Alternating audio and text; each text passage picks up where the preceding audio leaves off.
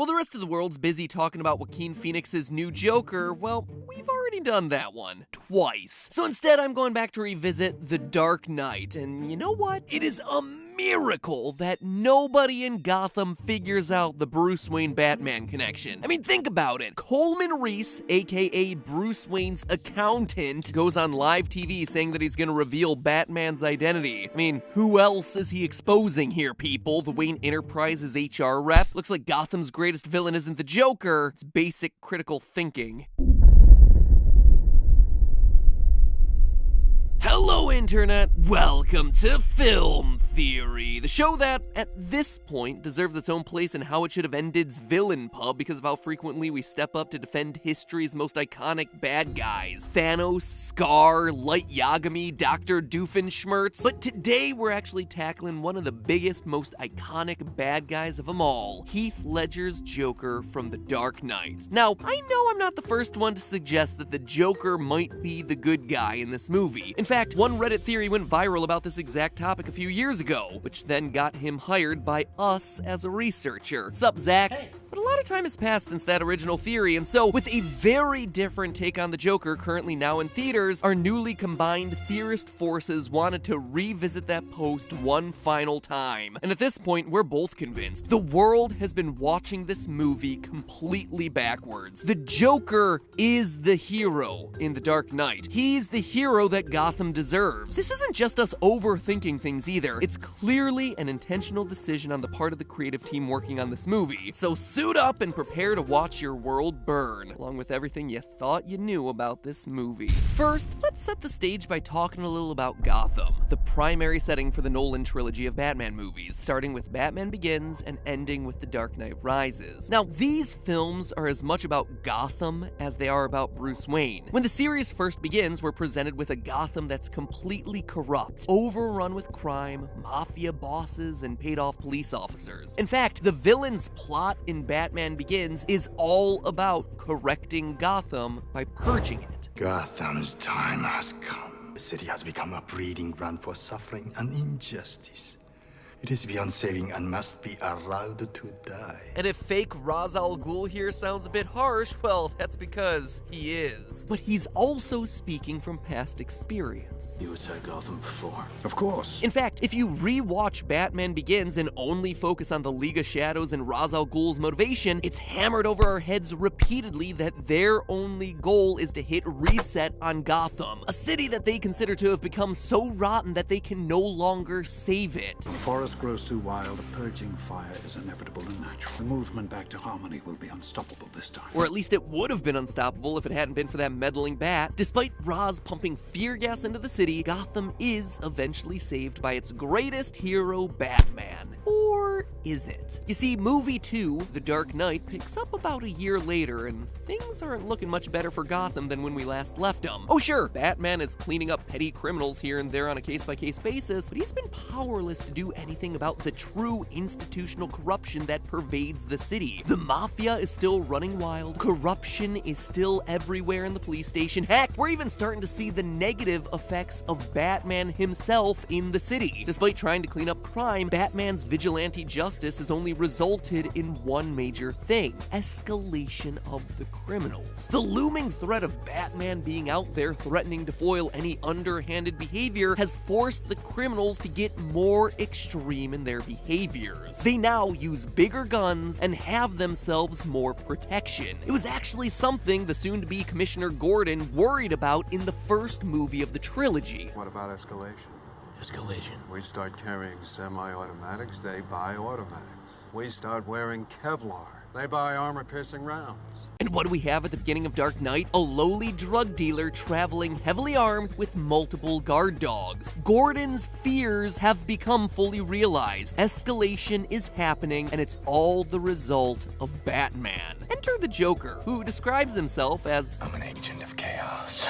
I'm a dog chasing cars. I wouldn't know what to do with one if I caught it. He robs banks, blows up hospitals, sets up impossible game theory-esque scenarios where lives are constantly being threatened. Wait a minute, game theory? I love love that show. Anyway you slice it, he is a villain in every sense of the word. Or at least he is until you actually look at his actions. Because by the end of The Dark Knight, Gotham, that city that was so corrupt it had to be destroyed in Batman Begins, yeah, by the end of the second movie, it's cured, it's saved. And it's saved by one man. Not Bruce Wayne, but by the Joker. You see, it's easy to walk away from this movie just reciting the catchphrases. You wanna know how I got these scars? Why so serious? It's time for Gotham to get the hero it needs, not the hero it thinks it deserves. Right. But if you pay attention to the plot, the Joker's ability to understand human behavior and set up dominoes to fall in just the right way is practically ingenious. When the movie begins, we watch as the Joker robs a bank, not for the money, but to alert the Mafia to the fact that their money is being actively tracked. The problem is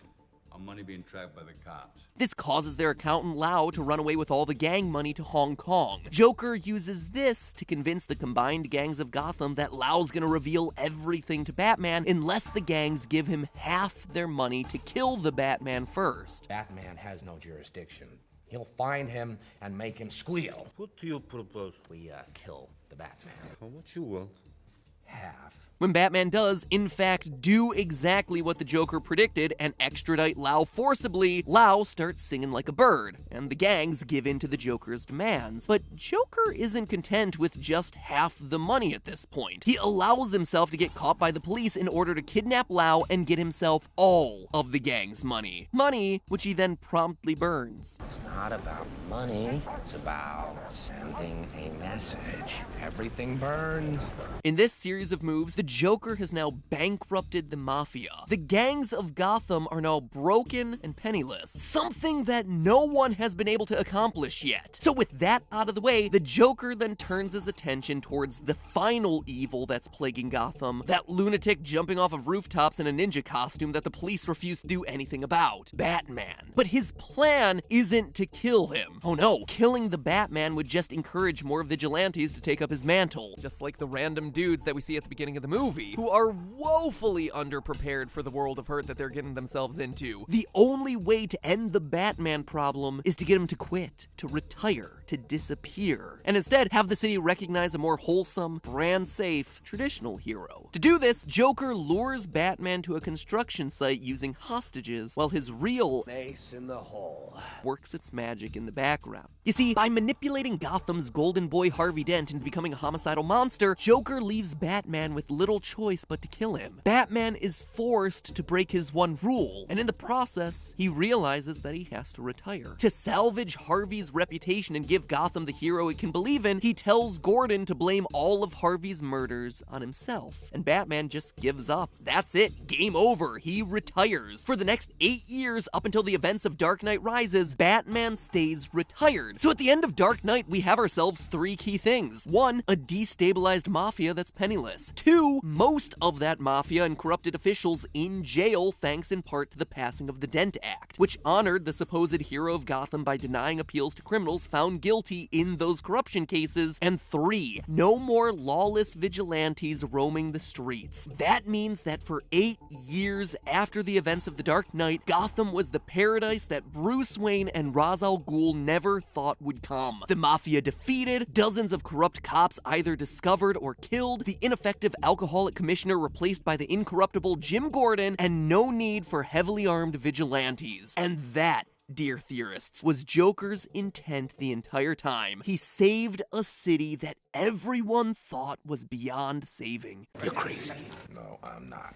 Now, the first thing that a lot of fans are probably thinking is, no, Joker's an agent of chaos. You played that exact clip earlier in this episode. You know what I am? I'm a dog chasing cars. I wouldn't know what to do with one if I caught it. I'm an agent of chaos. But can we really believe what the Joker's saying here? Of course not, it's the Joker we're talking about. Just think about the logistics of his plan in the first place. Joker had to think about the actions and reactions of the Mafia, the police, and Batman to manipulate them all. For one undeniable example, just think about his final battle against Batman. He sets up a situation where the alleged hostages are actually his goons, and vice versa. But the SWAT team and Batman that's coming in doesn't know that. So Joker is effectively pitting Batman against the the SWAT team who's supposedly on his side. He's even prepared for this final showdown using dogs, which were effective against Batman up until recent improvements to his suit, as well as setting up the floor with deployable nets that entangle the Bat. This is clearly not somebody just doing things for the heck of it and seeing what happens. This is someone who makes and flawlessly executes very elaborate, very sophisticated plans. Plans, mind you, that involve specifically eliminating the most dangerous and corrupt people in Gotham. Don't get me wrong, Joker absolutely harms innocents, but think of it like cracking a few eggs to make an omelet. Harvey Dent was willing to let the top mafia dons walk. Batman was only ever thinking about how to solve a single crime or fight a small group of villains at any given moment. Joker, meanwhile, was playing the long game, the big picture, trying to fight the corruption underlying all of Gotham's problems. Joker specifically tells Batman about his plan as he dangles off the side of the construction site. You didn't think I'd risk losing the battle for Gotham's soul in a fistfight with you. You need an ace in the hole. If Joker really wanted Harvey Dent to kill Gordon's family and become a monster for all of Gotham to see, why would he give Batman a chance to stop him at all? Why not let Batman realize the colossal mistake that he made the next day when he reads it in the papers? That's because the Joker doesn't really want Harvey to become that monster. He just needs Batman to think Harvey will become that monster so that Batman will make the sacrifice that he ultimately does. I can do those things because I'm not a hero. Joker, as he himself admits, is fighting a battle for Gotham's soul, not to corrupt it, but to save it in a way that only he is capable of. Now, I'm not saying that the Joker's a good person, or that anything he's doing is worthy of replication. In fact, I do believe that Joker's rather sick, so completely driven by consequentialist philosophy that he completely ignores the pain that he creates along the way. My only argument here is that Joker's intent was not to watch the world burn, as some memorable quotes would have you believe, but instead to cure Gotham of its pervasive corruption. I mean, consider that dinner party scene in the middle of the movie. He takes a party filled with rich socialites hostage and does what? Nothing. I mean, he scares them with his little scar story, and he gets Batman to jump out a window, and that's it. No one else is harmed, no one else is robbed, no one's targeted or killed. He focuses on Batman, and then he leaves. And it does seem like the movie intends for this to be the case the entire time. Alfred, in the middle of the movie, has a story that he used to try and explain the erratic behavior of the Joker. Super famous scene from The Dark Knight, but when you actually stop and look at his story, it doesn't really seem to mean what he thinks it means. To refresh you on the contents of that story, a thief was stealing precious gems from a local government, but rather than selling them, he was just handing them out to the children because, as Alfred put it, because he thought it was good sport. The only problem is that Alfred is totally and completely wrong about the thief's intent. Let's listen to Alfred set up this story. A long time ago, I was in Burma. My friends and I were working for the local government. They were trying to buy the loyalty of tribal leaders by bribing them with precious stones. That's right, these weren't just random shipments of valuables between companies. These stones were specifically being used to bribe tribal leaders into submission. The locals had every reason to try and intercept those caravans to try and protect their own sovereignty. The British controlled Burma from 1824 to 1948, and just like, well, pretty much everywhere the English invaded, the Burmese people weren't particularly keen on this foreign power impressing their values and way of life onto the indigenous people half a world away. Alfred thought that the thief just wanted to watch the world burn because he believed in chaos, but in the end, it's Alfred and his friends that were doing all of the burning. That bandit in the forest in Burma. Did you catch him? Yes. How? We burned the forest down. If the thief truly wanted to burn the world down, well, it wouldn't be hard to set the forest ablaze. As Joker points out himself, I enjoy, dynamite, and gunpowder, and gasoline. And you know the thing that they have in common? They're cheap.